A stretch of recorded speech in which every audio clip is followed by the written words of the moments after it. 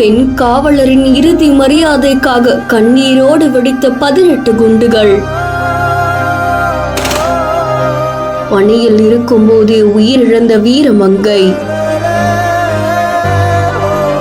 நாமக்கல் மாவட்டம் ராசிபுரம் அடுத்த பேளுக்குறிச்சி காவல் நிலையத்துல கடந்த 1 வருடம் காலத்திற்கும் மேல SSI காமாட்சி அப்படின்றவங்க பணி புரிஞ்சிட்டு வந்திருக்காங்க. இந்த நிலையில இரவு நேரத்துல அவங்க பணியை முடிச்சுட்டு காவலர் ஓய்வறையில ஓய்வு எடுத்துக்கிட்டு இருக்கும் போது எதிர்பாராவிதமா உயிரிழந்திருக்காங்க. இதை தொடர்ந்து அவங்களுடைய உடல் அரசு நாமக்கல் மருத்துவமனையில பிரேத பரிசோதனைக்காக கொண்டு செல்லப்பட்டு அவங்களுடைய சொந்த ஊரான நாமகிரிப்பேட்டை பக்கத்துல இருக்கக்கூடிய வெங்காயப்பாளையம் பகுதிக்கு கொண்டு வரப்பட்டிருக்கு. அங்கு அவங்களுடைய உடலுக்கு உறவினர்கள், பொதுமக்கள் மற்றும் காவலர்கள் என பலரும் மாலை அணிவிச்சு மரியாதை செலுத்தியிருக்காங்க. அதை தொடர்ந்து சீராப்பள்ளி மயானத்துல ராசிபுரம் DSP விஜயகுமார் தலைமையில 18 குண்டுகள் முழங்க அரசு மரியாதையோடு SSI காமாட்சி அவர்களுடைய உடல் தகனம் செய்யப்பட்டிருக்கு. இந்த சம்பவம் அந்த பகுதியில் பெரும் துயரத்தையும் அதிர்ச்சியையும் ஏற்படுத்தியிருக்கு.